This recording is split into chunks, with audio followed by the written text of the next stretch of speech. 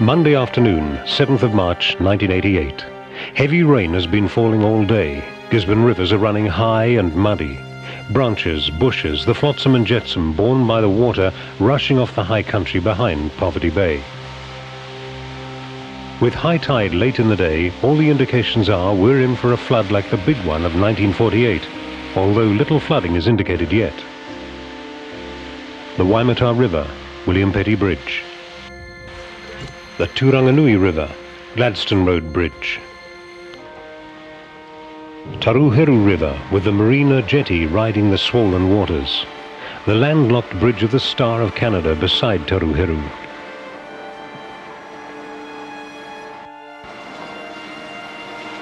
At 5:30 p.m. the Taruheru starts rising by the Peel Street Bridge.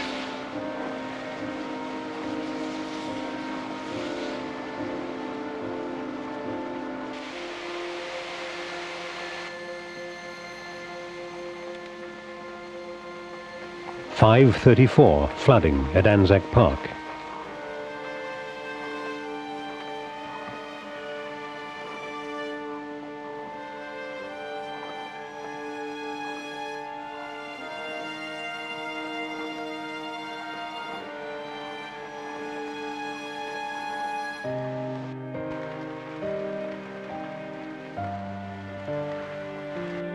At 5:43, the other side of the river has washed away part of Riverside Road.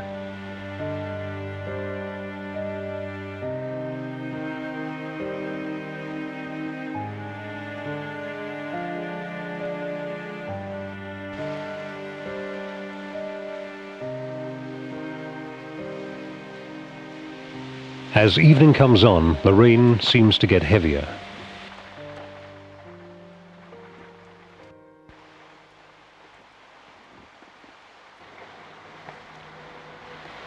Tuesday morning, Hatchie Road, Marion Drive. The story's the same, with floodwaters swamping homes and orchards.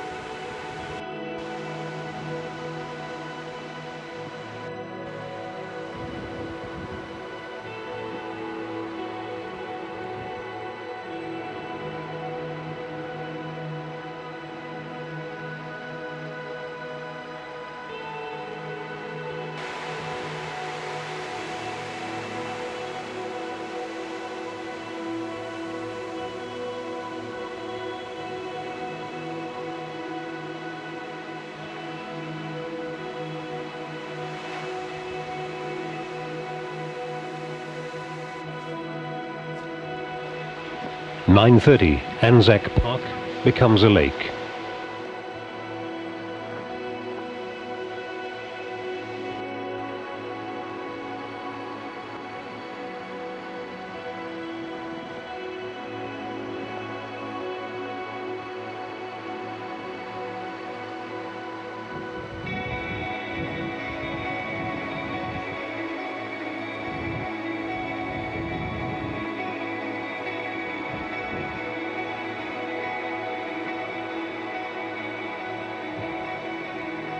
At 9:32, Waimata and Taruheru rivers have risen higher than last night, and the rate of flowing waters very fast as the country tries to clear itself of rain.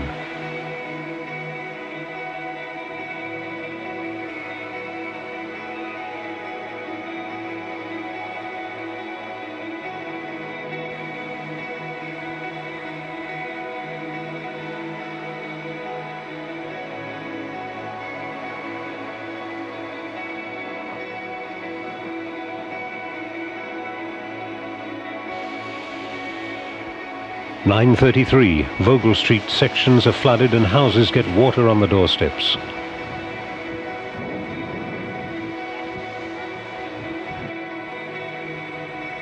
At 11:15, Hexton. Deer and sheep huddle where they can.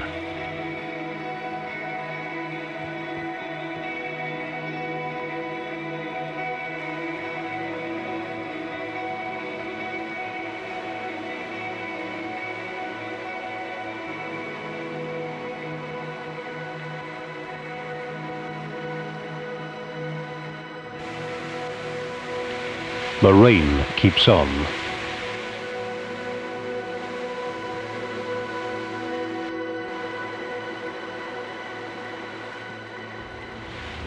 (11:20) Wahirere area. The damage to grapes is considerable, and later many crops would be found to be completely ruined.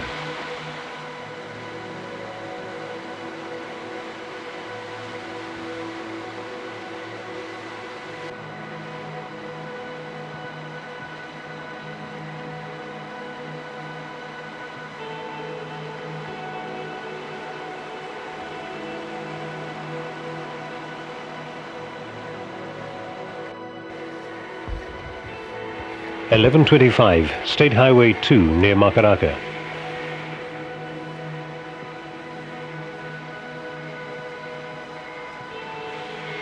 The road to the polo grounds.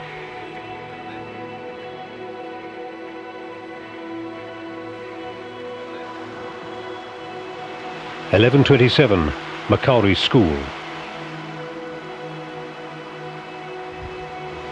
Through the day, the rains continue, the rivers rise.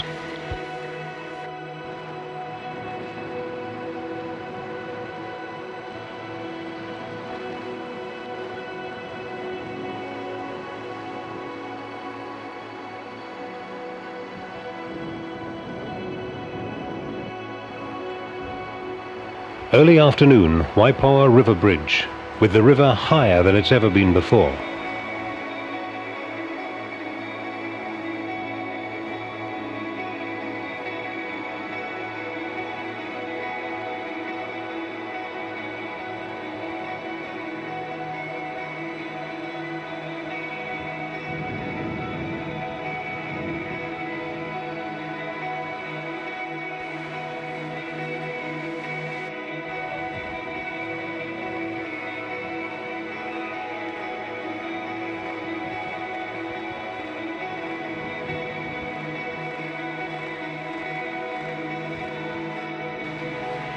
(1:10) Padutai, the road to Rere.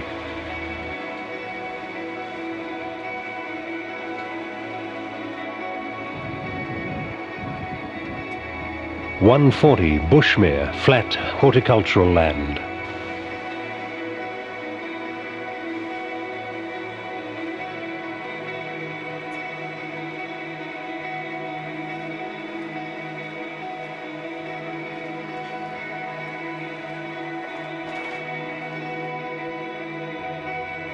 (1:46) The Ormond Dip.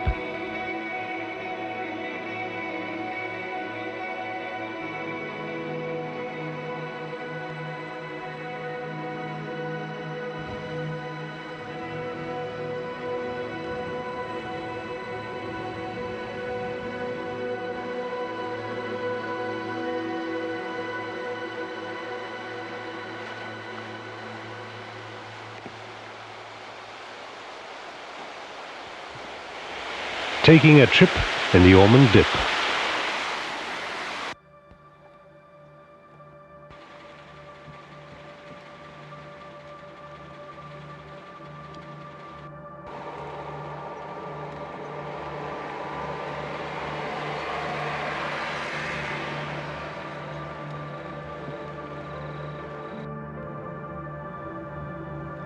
Five past 2, the Waipawa River spreads over the land near Kaiteretai.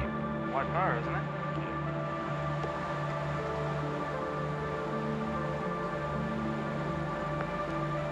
You can see some rather extensive coverage of water here. It looks uncanny with all those poplars down there, doesn't it?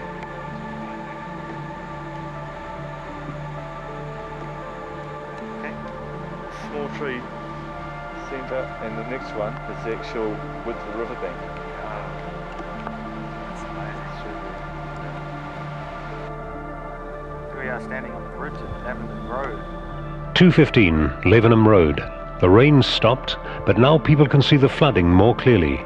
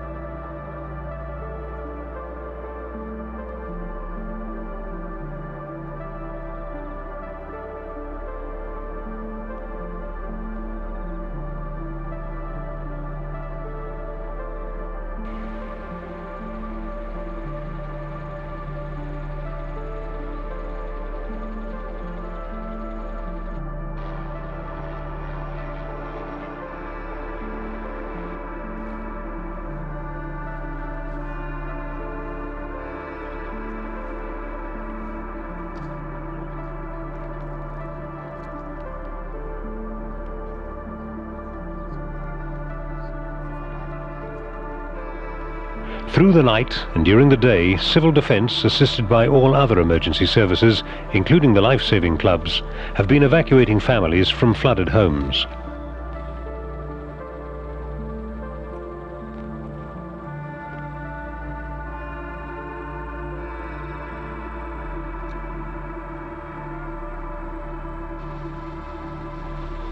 "247 Ormond looks dry, but the fields beside the road are flooded."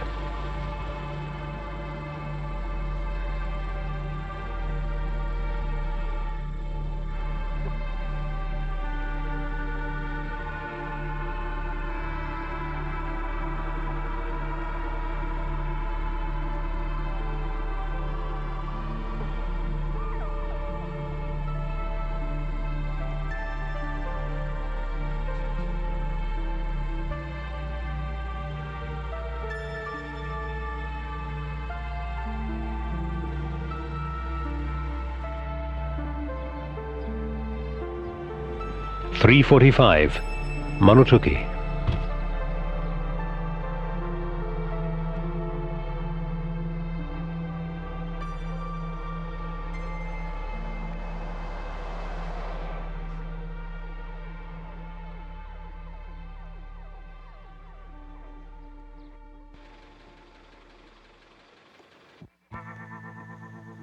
Here we are on the Tolaga Road, just past the store, and that's as far as we could go. Just down through there's a hall we'll go to shortly. And 420 Tiniroto, a new lake behind the Waringaokuri store. A 6-kilometre wide lake caused by a hill falling into a river and making a natural dam. Natural, but miserable for the owners of the houses, tractor and vehicles under the water. we're going to be able to get down the other end of the road.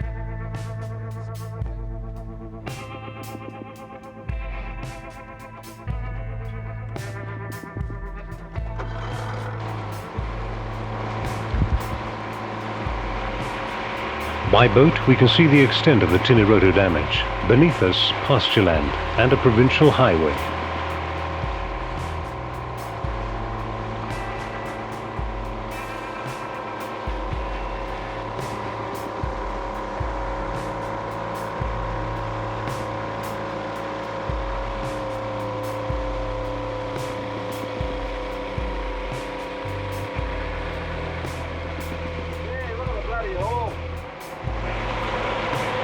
Waringaokuri Hall,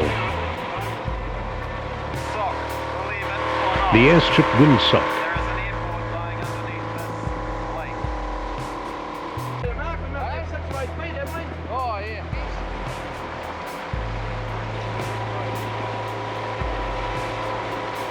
Whose house is that? That's Roger's cottage. Roger who? That's Roger Gillingham. Roger Gillingham. The Gillingham's farm cottage.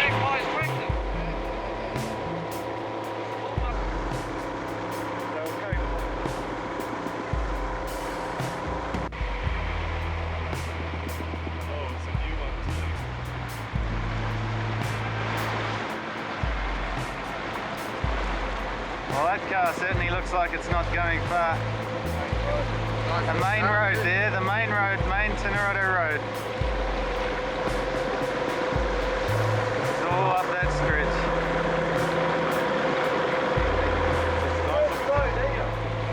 We're going to the road, I think, Mark. Yeah, watch out for the fence.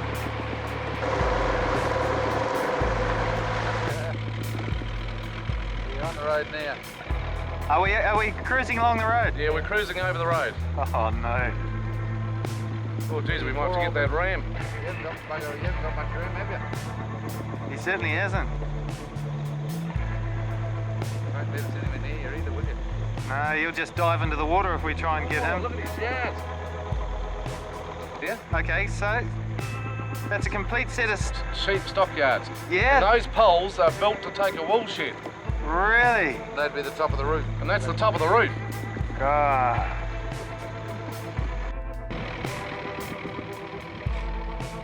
Oh, hold on. What's that on the bloody... pouring off the hill. Yeah. Hang on, Pete. What the hell's that across the road? Normally there's 6 feet of clearance between this cable and a stock truck using the road that's somewhere under the waters. The lake itself. And there's the actual road coming up there. Well, I hate to tell you, but that last shot I told you about the road, it's actually not the main road itself, it's actually underneath us right now. That's actually very close to it.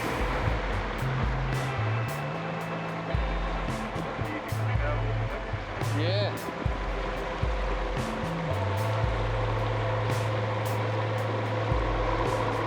Starting to come out, you can make out the fence just there now. And it looks like it's pretty at it.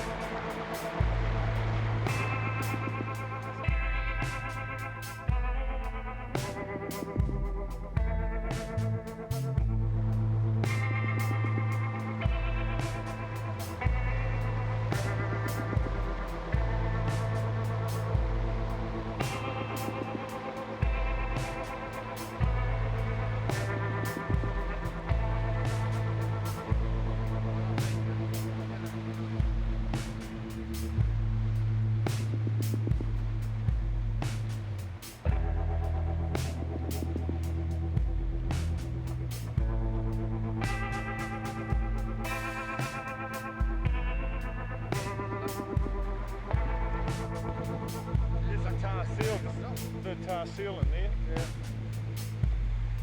Well, that's where she all came from, right up the top there.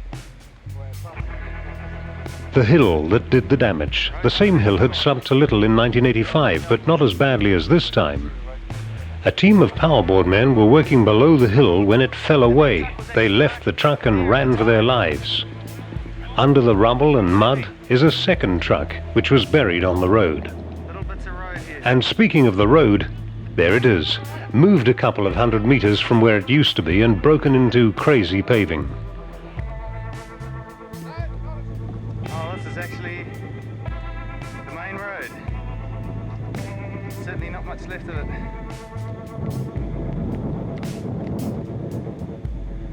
As we can see.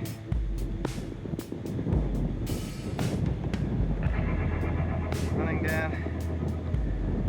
Pretty nasty, broken up.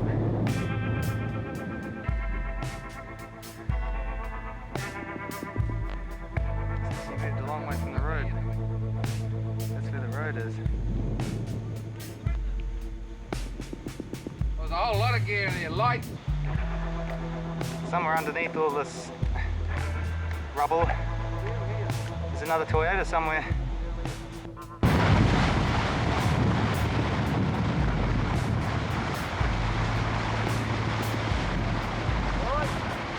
There are more Tiniroto lakes now than there used to be.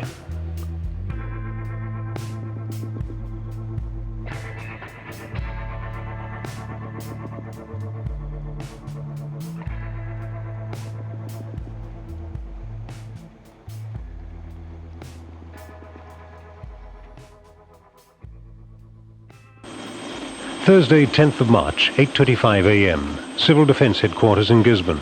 A flight's being prepared to take Regional Civil Defence Officer Barry Lean on an inspection of many of the storm-ravaged places on the east coast.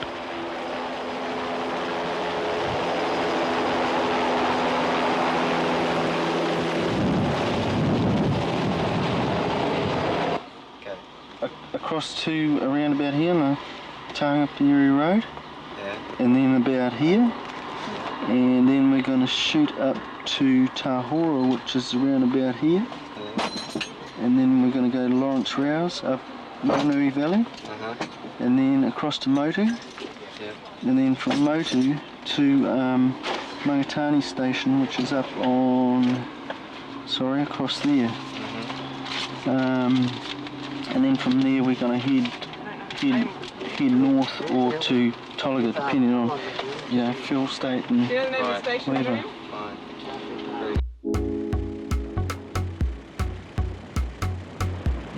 The damage to property and farms is easily seen from the air as our helicopter flies inland and to the north. The flooding has receded in most places, leaving behind a sludge of silt. Flooded orchards and vineyards tell their mute story of the disaster brought by Cyclone Bola.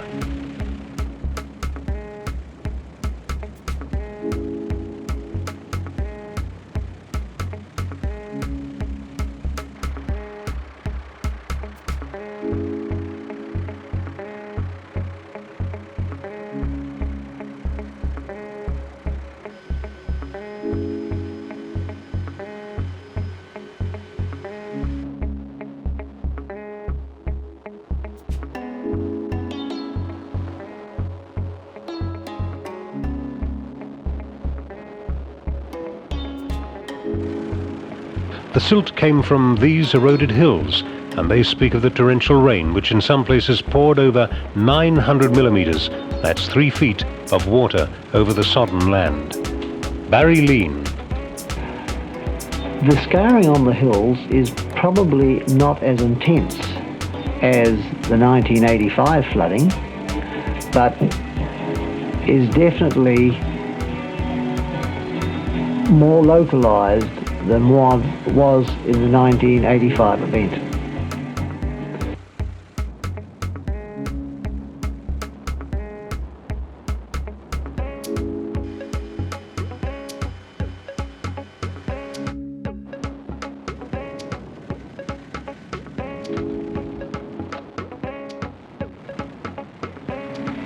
It's going to be many months before communication is completely restored.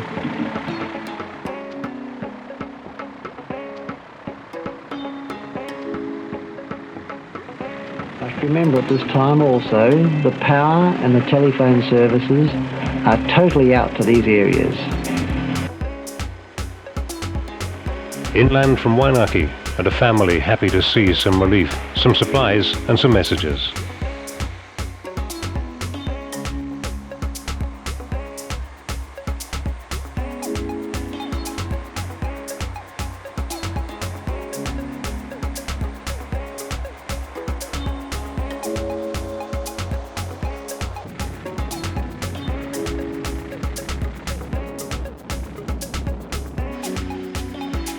The damage to bridges and roads is amazing. Barry Lean. Many bridges in this area are damaged to an extent that they may well have to be totally rebuilt. We counted something like 17 bridges that were being either totally demolished or partially demolished in this survey.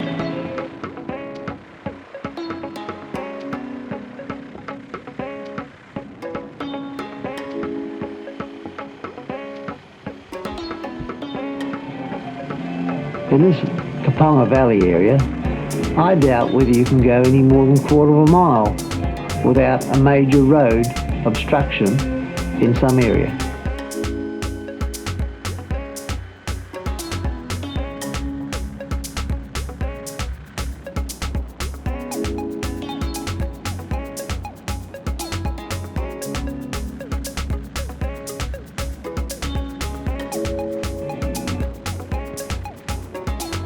Our pilot, Robert Fleming, has noticed a white sheet put out on the ground outside this farmhouse as a signal, meaning they need some assistance, but not necessarily medical. A red sheet would have indicated that.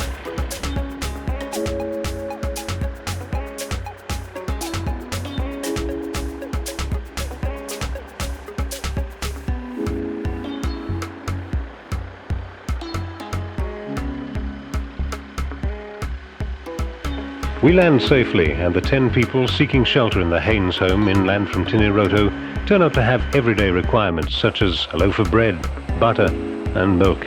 A member of our party, Ian Harding, takes the necessary supplies.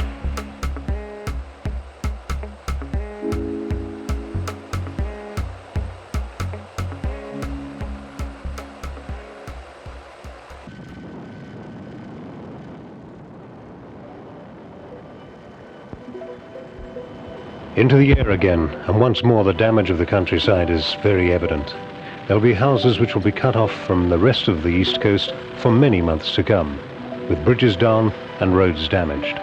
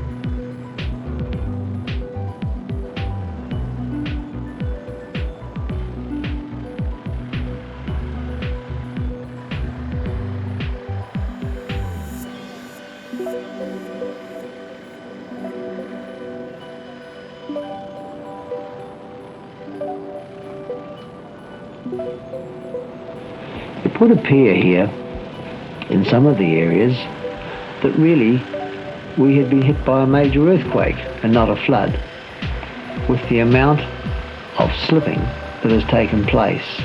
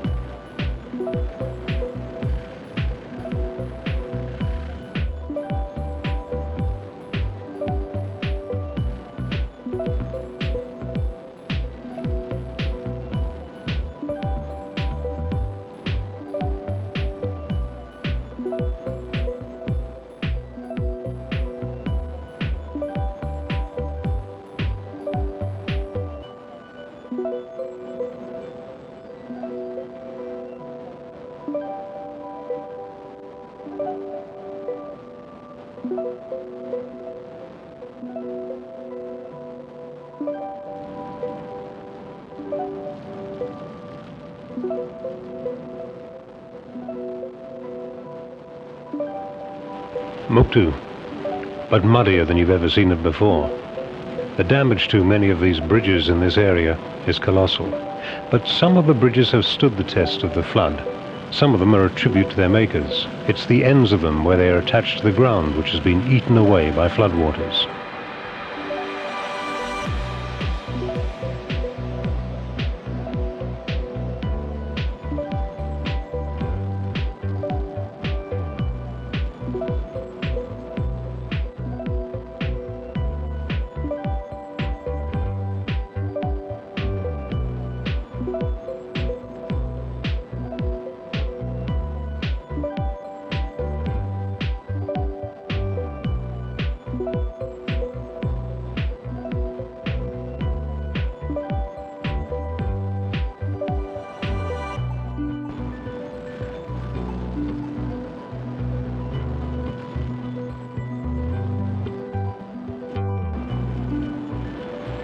We drop medicine and supplies off for a farm in the back country near Motu.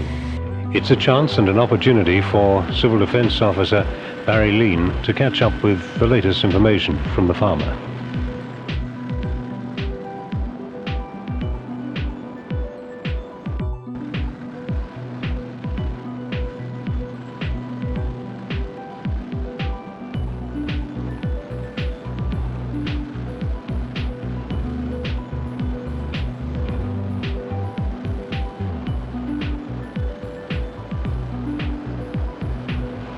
The damage on the east coast from Oahu River. This is Tolaga Bay, 1988, after Cyclone Bola. The Parker farmstead. 300 acres, 1,000 sheep lost. Kiwi fruit development, battered, largely destroyed.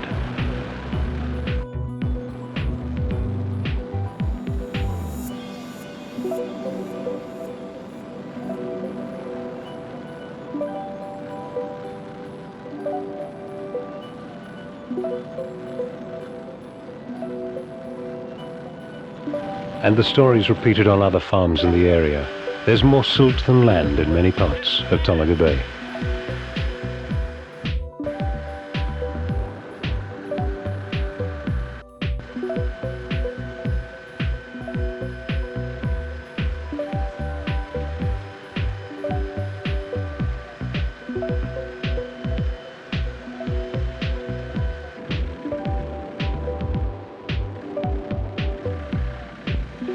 By the colour of the sea in Tolaga Bay, you can tell the Uawa rivers carried a great deal of the land out of East Coast and put it out into the ocean.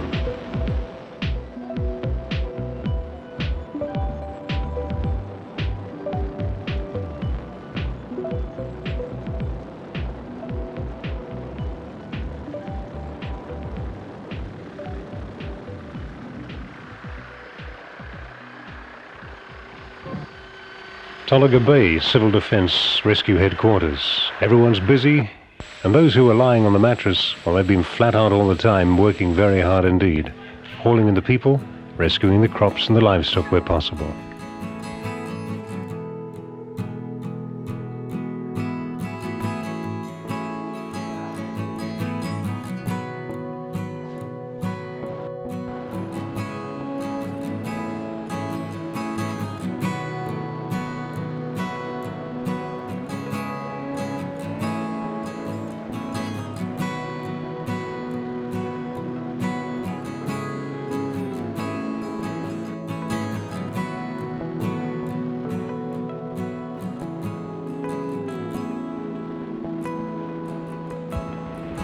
An observer flight such as this is not immune from being called in by civil defence authorities to try and do something in the emergency. We've been asked to take supplies into a household of about 15 people sheltering from the effects of Cyclone Bola and drop supplies off to them, and also check out a sick scrub cutter, a Fijian who has appendicitis.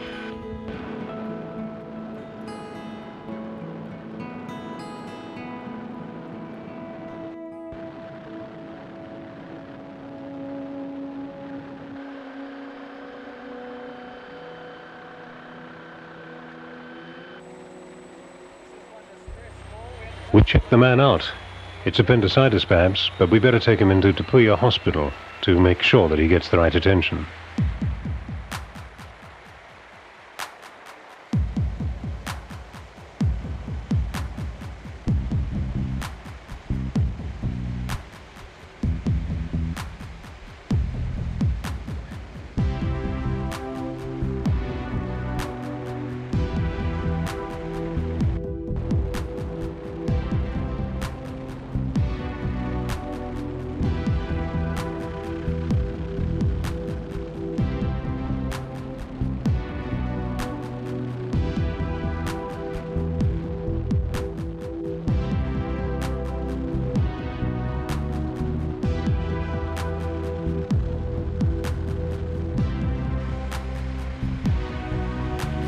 Inland from Tokomaru Bay and Tapuia, the high country's taken a battering, and you can see the effects of the storm and the sleeting water taking the topsoil and grass off.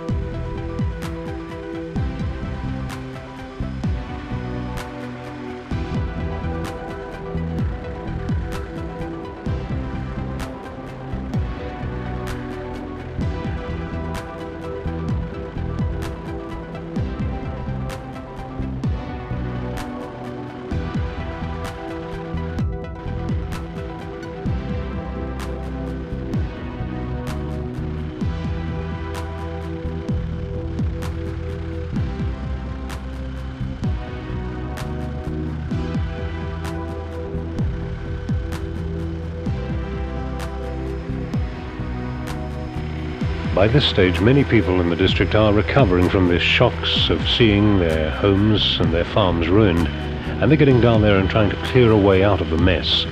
There's a farmer doing it himself with his own tractor, clearing the county road.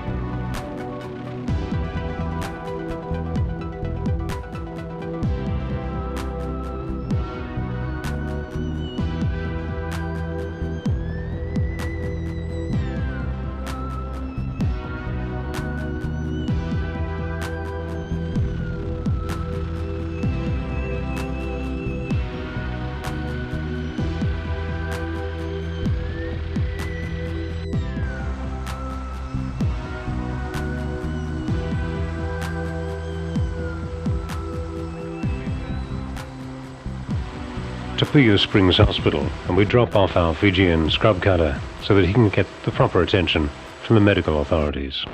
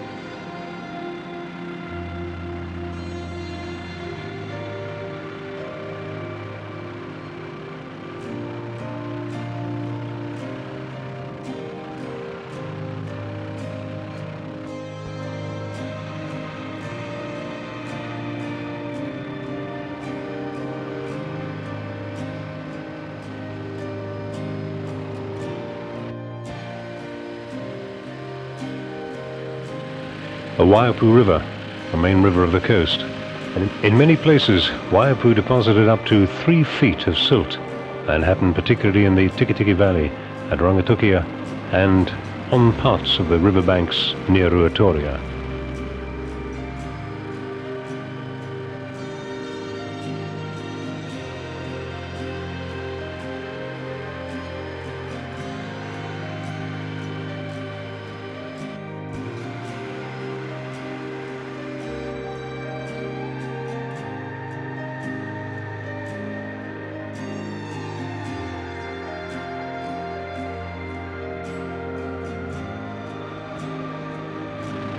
The main road into Ruatoria, and there's the one bridge that gets you into the town. As you can see, it's quite impassable, although residents were able to ford across the river after the water receded slightly.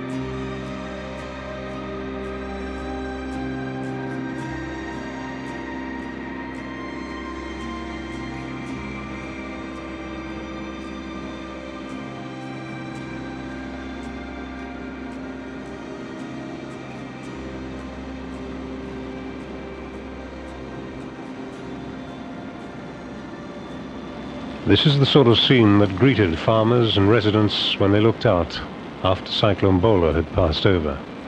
The mud spattered everywhere from Waiapu, was carried up over much farming land into houses, and people had to huddle together in community halls and marae. Rahui Marae Tikitiku became the virtual town place for everybody from that community.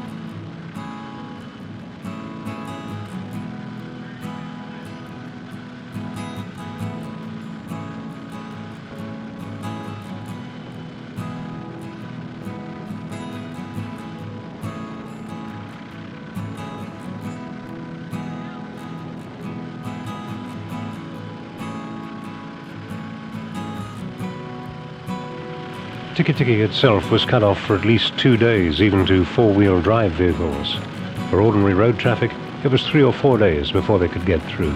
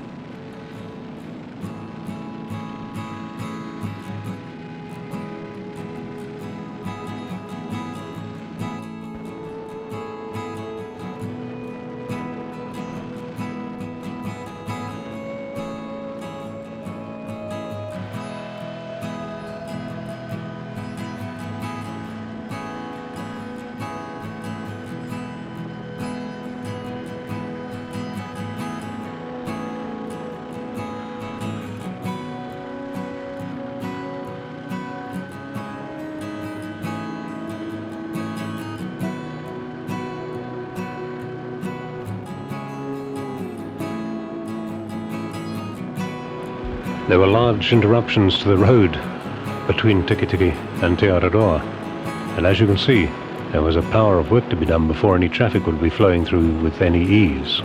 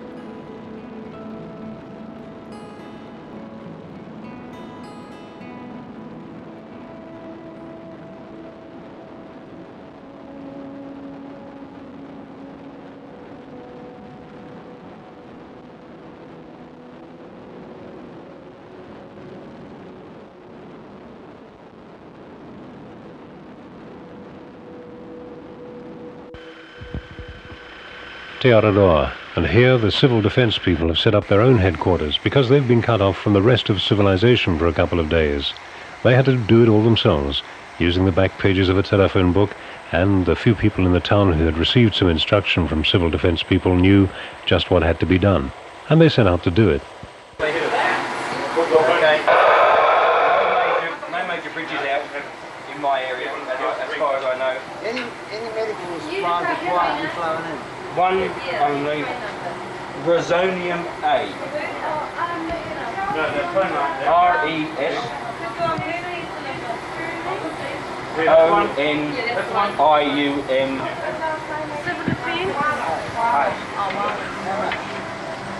5050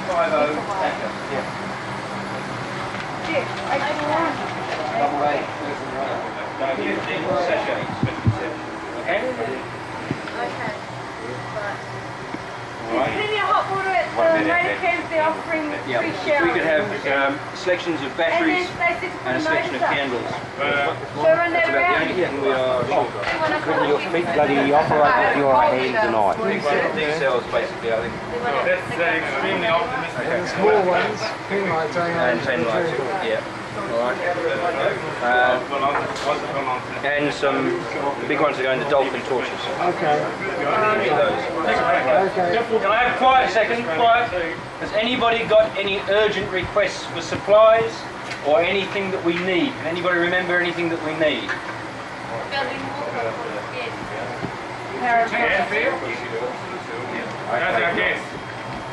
Petrol or LPG?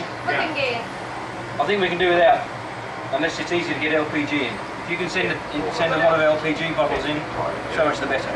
Okay. But as I say, we've got 5 generators. Okay. We've got good road access. No, I'm not going any further. I'm not going any further than this bay. Okay, don't worry about that. Out along East Cape, the road here is completely washed all the way through, multiple slips. Beyond, it's navigable. We've pulled all the people out. Okay, where's the monowai? The monowai is steaming east and then around south. Okay. She's somewhere out here. She's here probably by now, off East Cape. Okay. We have the Wasp who's landing out there now. They're ferrying some supplies to us from the monowai. Well, we're going to take our spray for some try and get next spray and back to Tolaga. Okay. Alright. Now, Barry, to be honest with you, I'm in a very good position here. Okay. I'm confident and I'm happy. We are prepared to help anybody south. HM NZS Monowai was indeed off East Cape, and this is the Wasp helicopter from her. It had brought some supplies in, but the stormy conditions out at sea meant it was very difficult to return. However, our survey helicopter had to try to make a landing there to refuel. Otherwise it would mean stopping at several places on the way down the coast back to Gisborne in order to replenish supplies as we went. So it was away over the briny.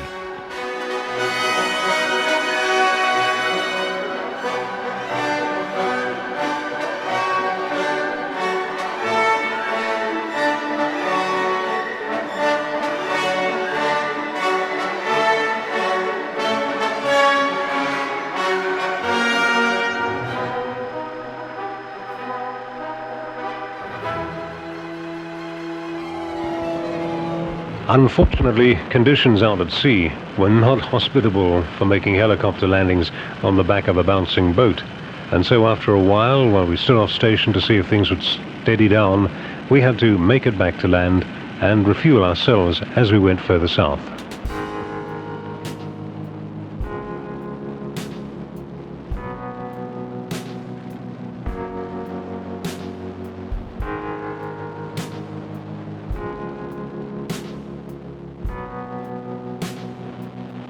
If anything, a second look at the countryside and the flood-ravaged rivers was even worse than the first time we'd seen them.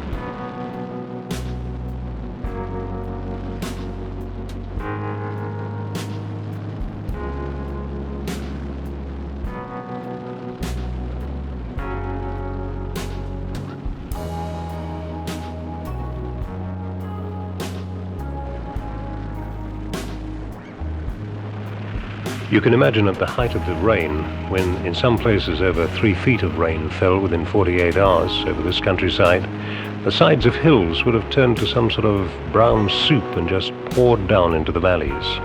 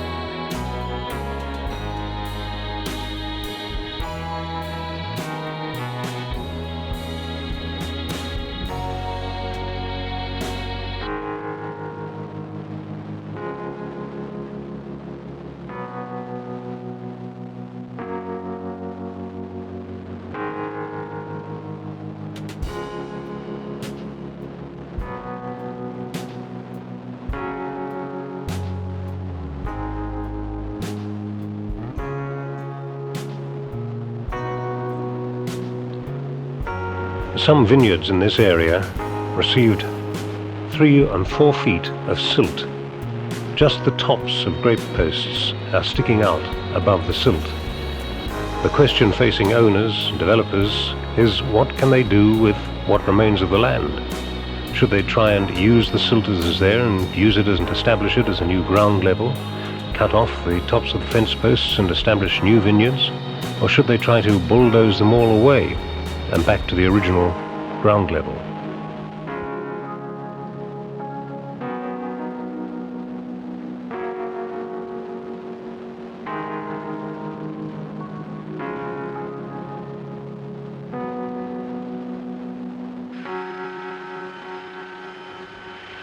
The small white dots that you can see against the silt above the pasture are the dead bodies of sheep killed by Cyclone Bola.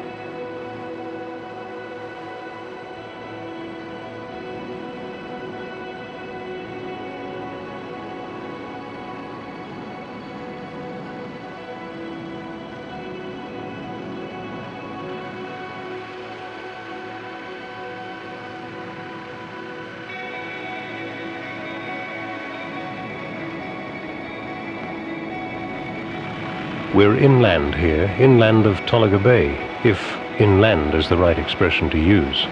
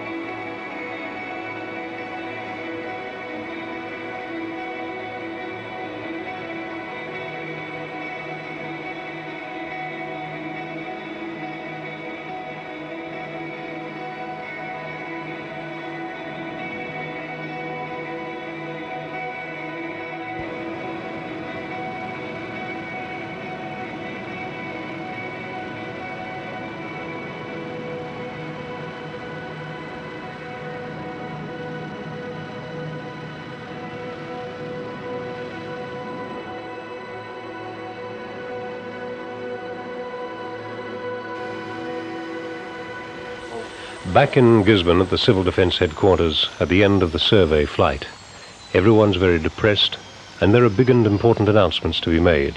Here's David Scott, the media information organiser. Critical. Large sections of the main pipeline are broken and it'll be many weeks before temporary repairs can be finished and the dam water can flow into town. Therefore, the immediate objectives are: 1. Water to be used in the city system will be as clear as possible and chlorinated. 2. There must be enough water in the supply so that the fire brigade can operate effectively. 3. Industry should be able to use the treated water. 4. An emergency water distribution system will be maintained and ready to use 24 hours a day. Is proposed so we can get cracking straight away. 1. The bushline will be restored as quickly as possible so that chlorinated water can flow through it. This will involve new road work, and the repair will be done on a temporary basis with volunteer labour and pipes that we already have in storage at Wainaki. It's not going to be easy as we have two major breaks, one of which is approximately 1 kilometre in length. This temporary repair work will take many weeks, and when completed will only be the beginning of a lengthy and complicated permanent repair operation which could extend to years. These preparations take? You talk about restoring over a period of weeks, and you talk about temporary arrangement for the pipeline to be restored. How long will that actually take? Some of the work has already been set in train. Forward planning has been going on during the night to ensure that materials that are required can be used, and as well as that we have the systems in place to fly in specialists so that they can be part of that. The immediate work, such as the priority list I've given you, has already been started, and we have teams right now working up there because priority one is to actually get that Te Arai River system cracking. Use of volunteer labour to restore the main pipeline. There is a plan to employ something like 300 people on PEP schemes. Would they not be used there as well? That's right, Bruce. Because of the emergency situation, we called for volunteers, strong, strapping people that we could use, and at the present time, on a temporary basis, we're using those people. You're quite right, though. Later on, after it's been discussed a bit further with the senior civil defence officials, a plan will be drawn up and perhaps a more organised basis will be used for that kind of work. A little after midday on the Friday after Cyclone Bola, the damage to the waterfront and to the beachfront of Poverty Bay is becoming more and more apparent as flotsam and jetsam, logs and trees are washed up onto the sands.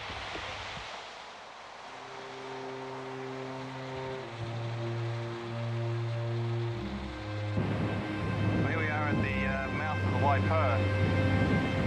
As you can see, the litter of debris on the beach. It's huge.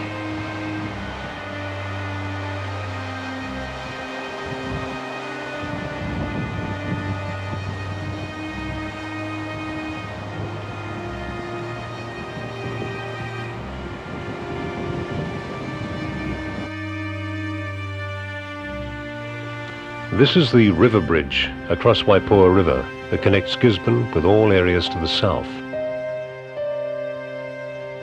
The flood waters of Waipoa River washed away the ground which supported the approaches to the bridge, leaving the lines dangling in mid-air, collecting driftwood on the still slightly swollen river.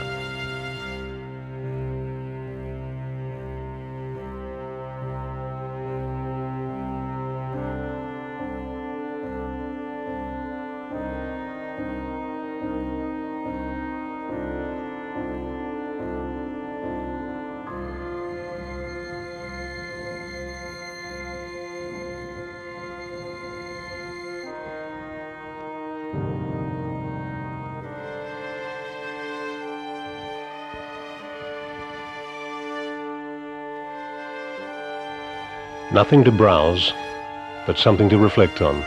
The damage of Cyclone Bola on Poverty Bay, 1988.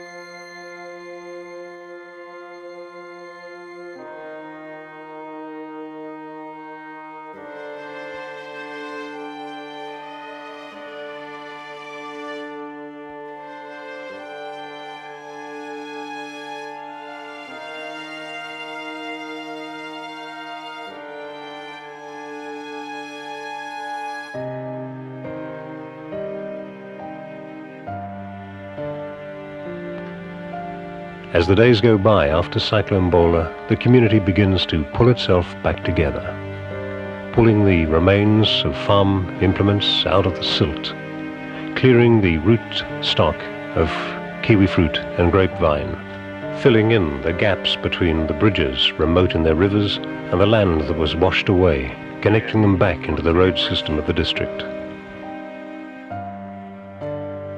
Came down at about 2 o'clock in the morning. We're up the Waimata Valley and collected the size of this house. As you can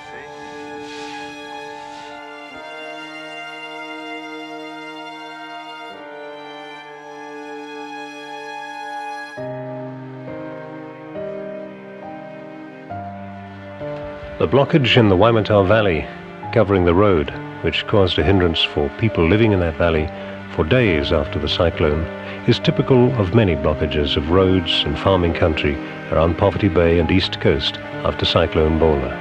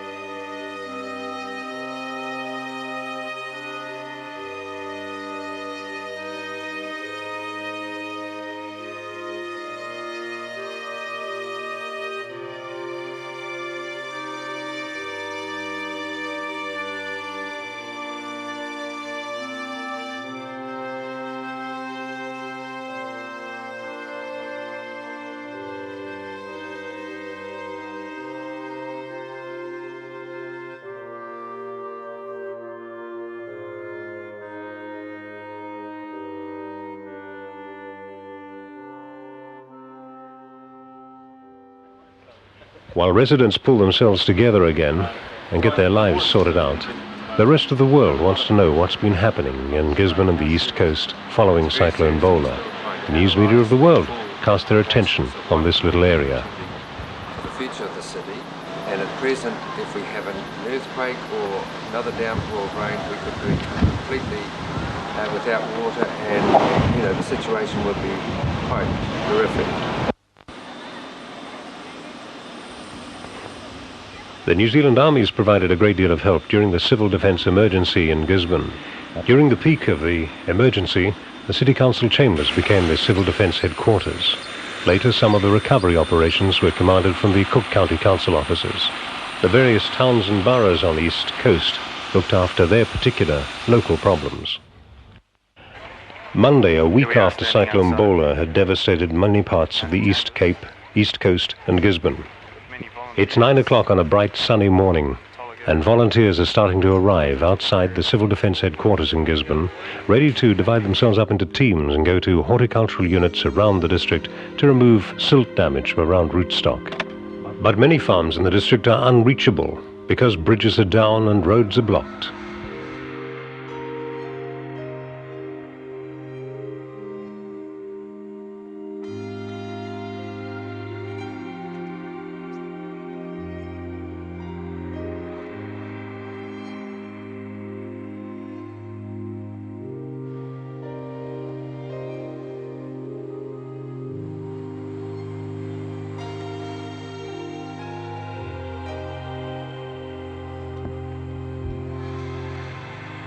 Even a week after Cyclone Bola, many of the roads are still blocked, and many of the stock are still to be cleared up.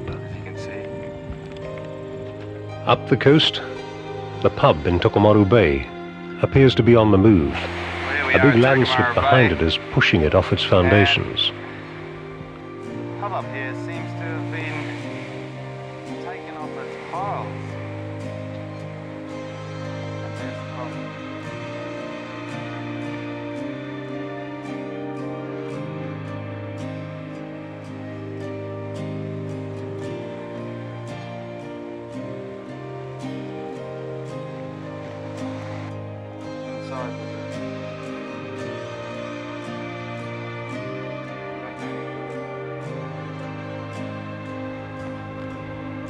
Inside, the pub is a wreck.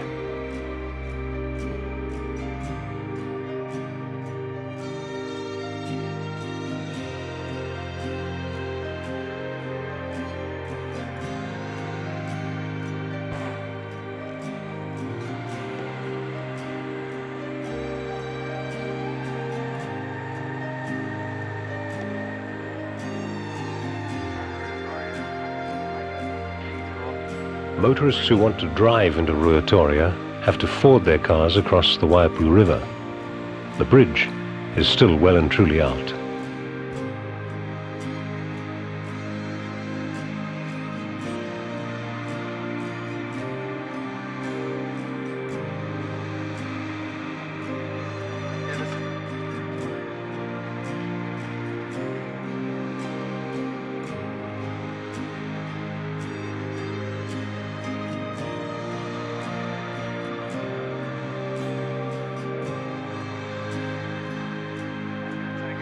the stockyards at Tiki Tiki.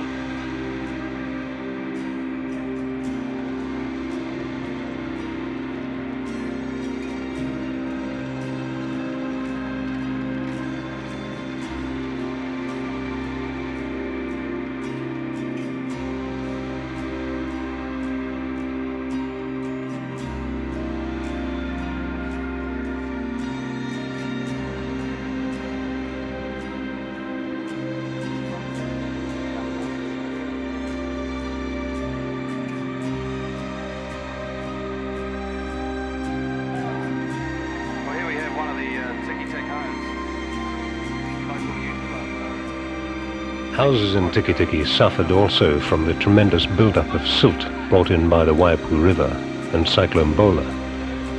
A youth group pitches in and does its bit of work towards restoring conditions.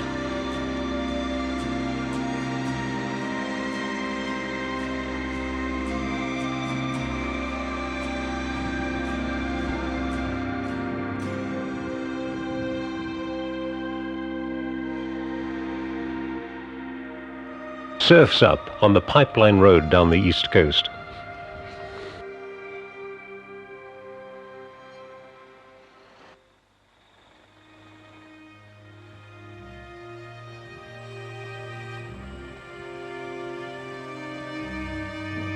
Just one after another of bad road damage.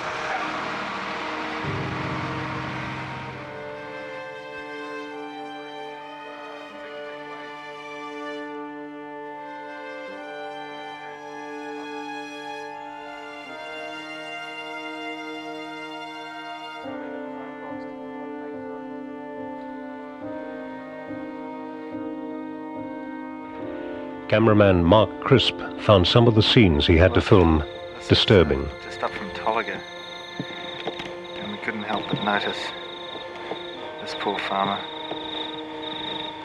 Must be hundreds of ewes just trapped up here and died in the flood. It's really quite gross.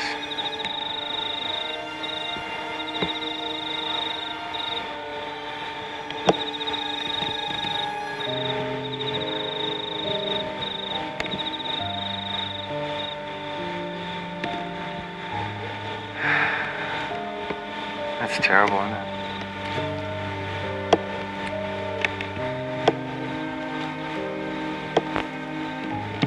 They're all down, just about every fence around this area. I'd hate to guess how many there were.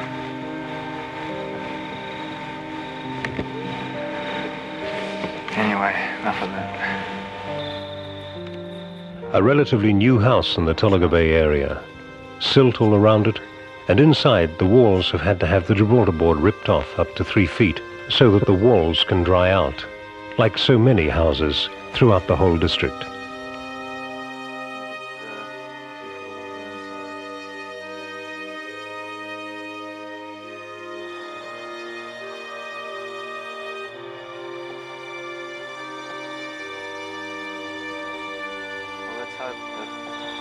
This has been a glimpse at some aspects of the East Coast flood of 1988. The full story is that of all the individuals who lived through it. Tino pai, tarawhiti.